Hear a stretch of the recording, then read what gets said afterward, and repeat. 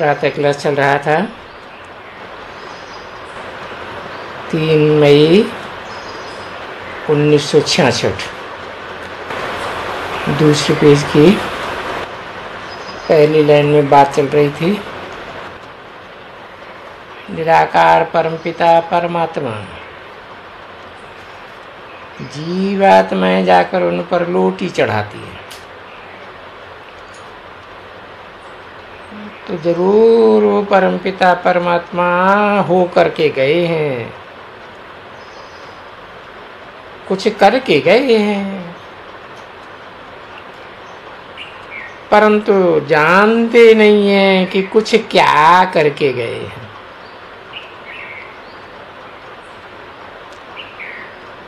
इतने ही तमो प्रधान भ्रष्टाचारी बन गए हैं। भ्रष्टाचारी उनको नहीं कहा जाता, भ्रष्टाचारी कहा जाता है उनको जिसका शरीर विख से पैदा होता है। श्रेष्ठाचारी वो जो योग बल से पैदा होते हैं,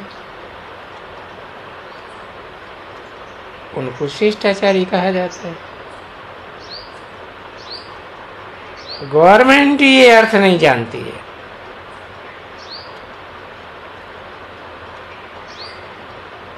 सतयुग में भ्रष्टाचारी कोई होता नहीं,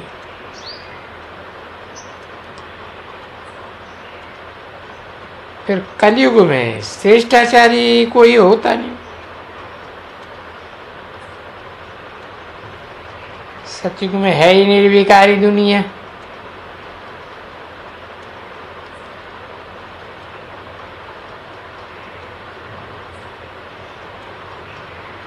कहते हैं सर्वगुण संपन्न 16 कला संपूर्ण संपूर्ण हिंसक।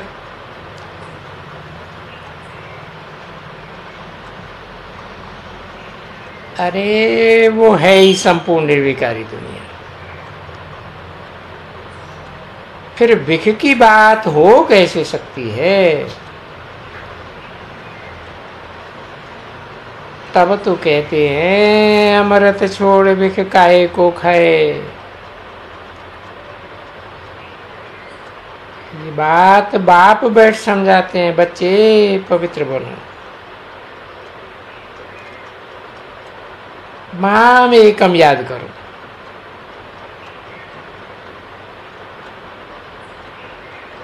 वो बाप वर्ल्ड ऑलमाइटी अथॉरिटी है।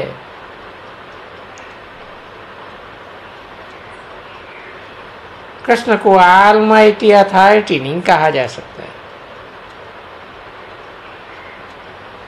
वो तो रचना है। तो बाप है रचयिता,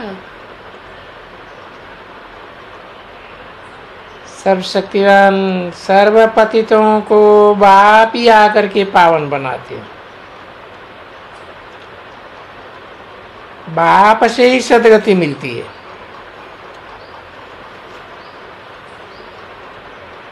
भारत में वो बाप थे, सतयुग में तो भारत ही होता है। उनको ही सच्चखंड कहा जाता है। बाबा है ट्रुथ, वो ट्रुथ ही बताते हैं, सत्य ही बताते हैं। रावण राज्य में तो है ही झूठ, तो झूठ ही बताते आए। बाप आकर सत्य बात बताते। साधु संतादि जो भी श्री श्री 108 जगत गुरु अपन को कहलाते हैं, उन जैसे भ्रष्टाचारी कोई हो नहीं सकते। परंतु किसको समझावें? पंचायती राज्य है,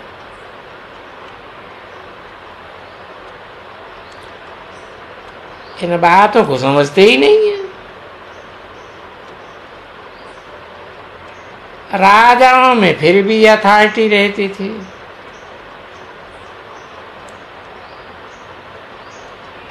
यहाँ एक को समझाओ तो दूसरा बिगड़ पड़े। पंचायत है ना,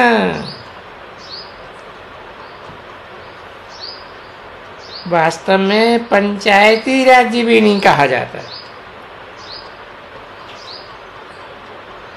सॉवरेंटी वो है ही नहीं।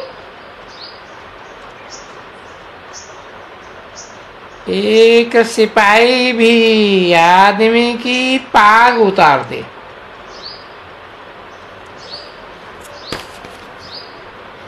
इसको अंधाधुंध सरकार कहा जाता है। सब अंधियारे में ठोकरें खाते रहते। इनको कहा जाता है अंधों की दुनिया, अंधों का संप्रदाय।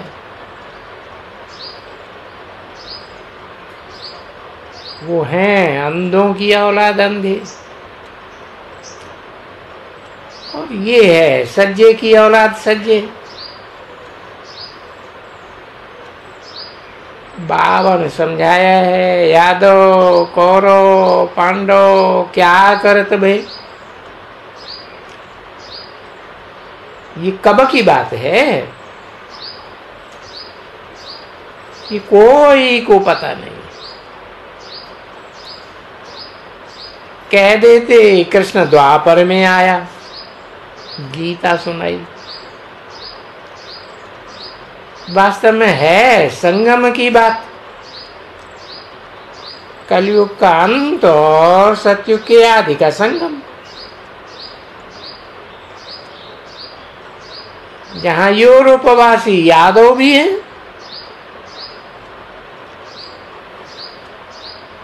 ये द्वापर के आदि में तो यूरोपवासी यादव थे ही नहीं।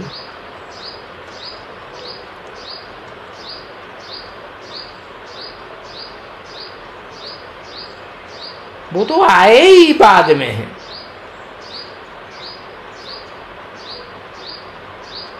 जब नाम हो वृद्धि को, तब बात है। पहले तो इन यादवों की राजाई होती नहीं है। पहले तो बहुत थोड़े होते हैं। तो बच्चों को पहले ये याद रखना है कि निराकार शिव बाबा हमको पढ़ाते हैं। कृष्ण की तो बात हो न सके, उनकी तो सभी यादगार मंदिरों में कृष्ण बच्चा बैठा है।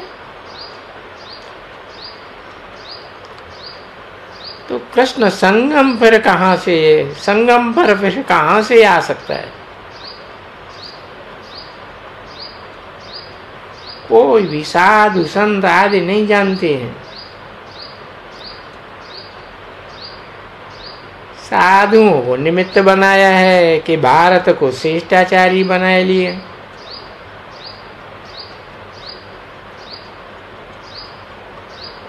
ये उनको पता ही नहीं है कि ये तो और ही सबको भ्रष्टाचारी बनाने वाले।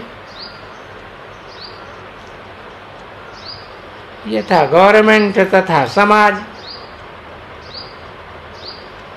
सब अंधे की औलाद अंधे। बाप सज्जा बनाते हैं, माया अंधा बनाती है। पहले तो ये बात याद करो, गृहस्थ व्यवहार में रहते बाप को याद करो, जिससे विकर्म विनाश हो। तो तुम कर्म योगी हो, कर्म इंद्रियों से कर्म करते हुए बुद्धि योग मेरे साथ लगाओ।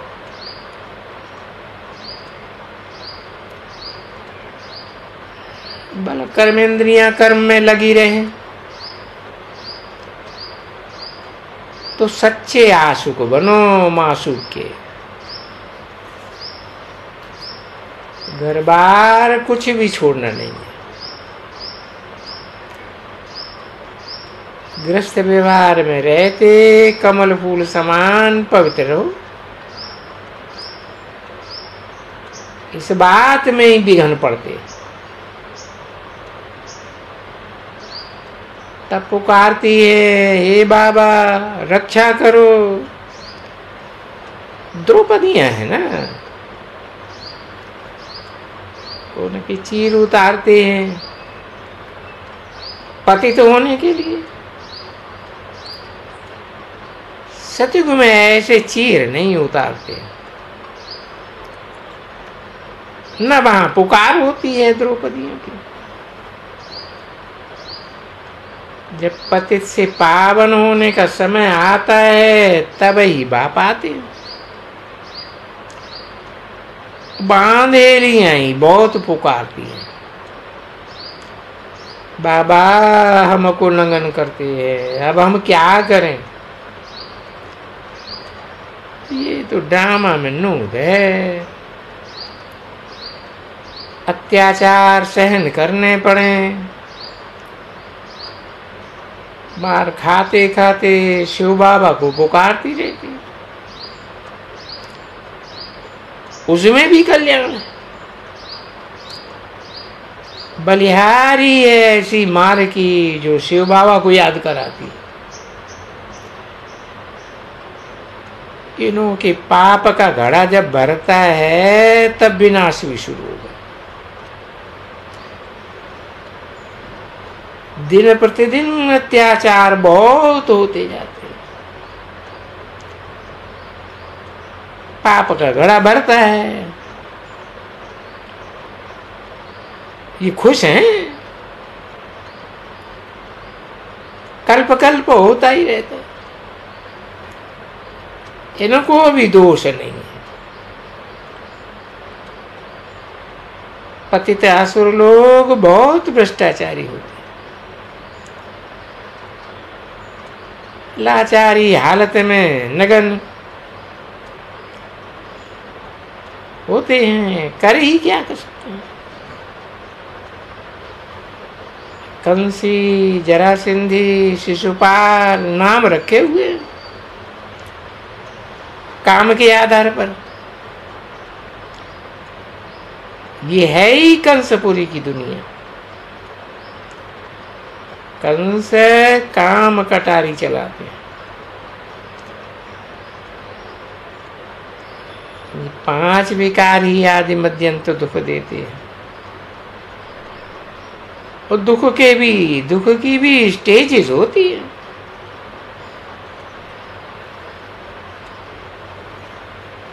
सतयुग में भी बहुत में बहुत, त्रेता में 2 कला कम होती है। सतयुग में भी उतरती कला, परंतु फिर भी पूरा आधा सुख आधा दुख हो फिर तो फायदा ही क्या है।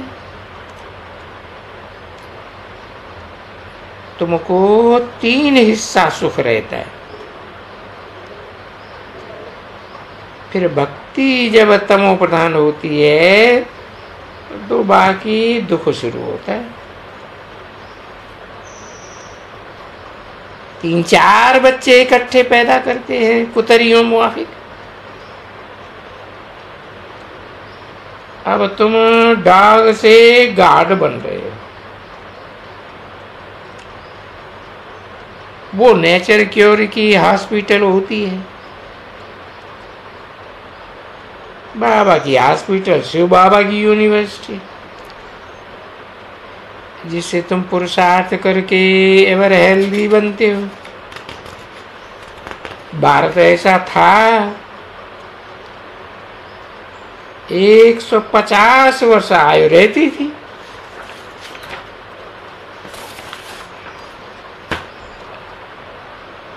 वो पवित्र योगी थे। ये तो है पतित दुनिया। माया ने बिल्कुल ही बुद्धिहीन बनाई दिया।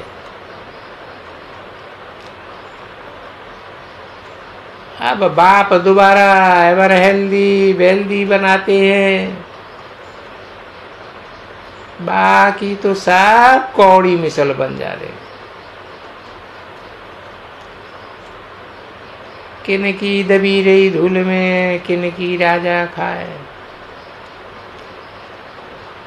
किन की ले गए चोटा किन की आग जलाए। सफली होगी उनकी जो खर्चे नाम धनी के।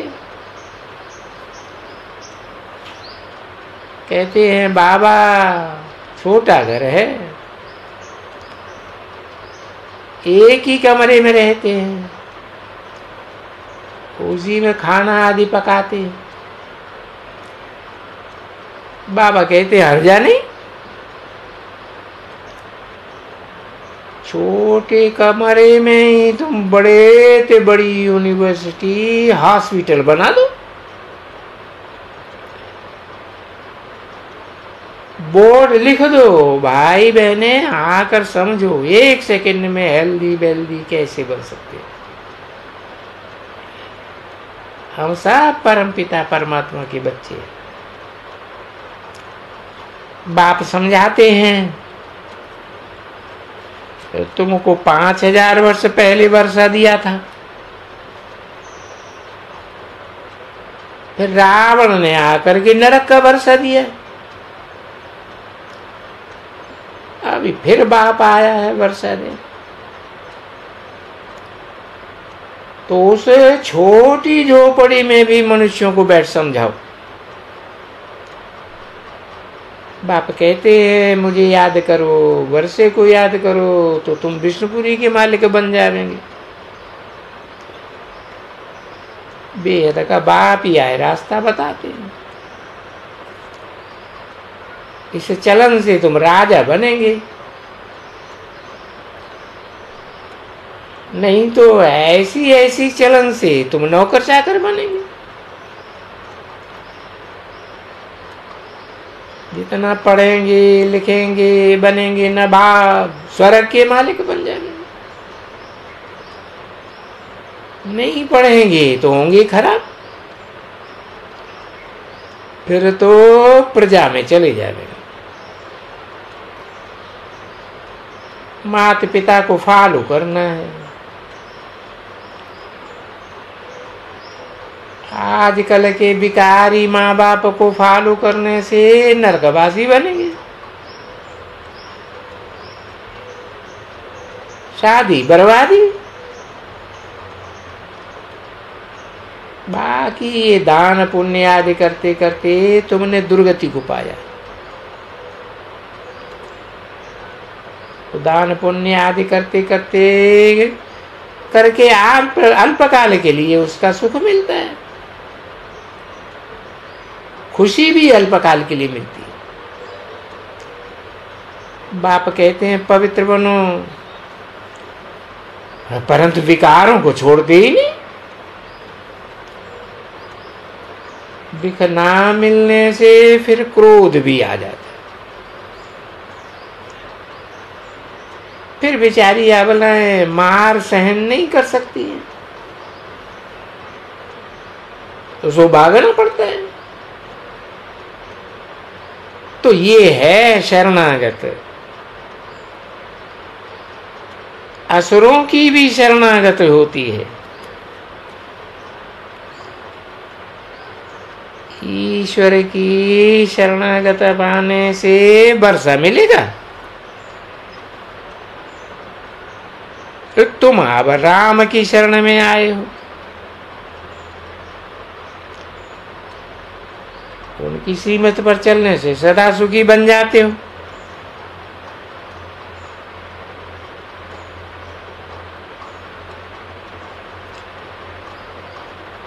इस समय की बात फिर भक्ति मार्ग में गाई जाती है।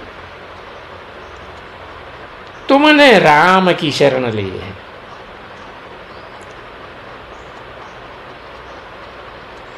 तो फिर तुमको श्रृंगार करके विश्व का मालिक बनाते हैं। तुमको कोई जीत न सके, क्योंकि और कोई धर्म ही नहीं रहता। समझाया जाता है तो कहते हैं ये कैसे हो सकता है। कहते हैं जैसे मत वाले। तो अब पतित पावन बाप ही पावन बनने की युक्ति बताते हैं। याद से ही विकर्म विनाश होंगे। खाद निकलेगी फिर गोल्डन एज में चले जाएंगे।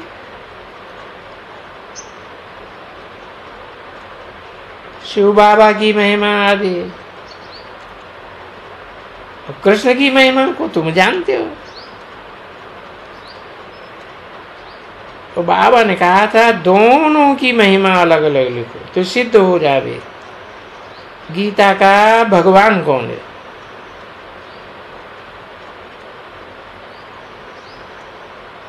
भगवान तो एक है ना। कृष्ण तो 84 जन्म में आते हैं।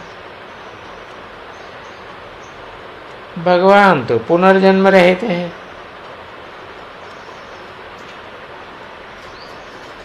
अजन्मा तो नहीं कहना है। अजन्मा होते तो शिव जयंती क्यों मनाते? हाँ, ये कहेंगे कि वो पुनर्जन्म रहित है, दिव्य जन्म लेते हैं।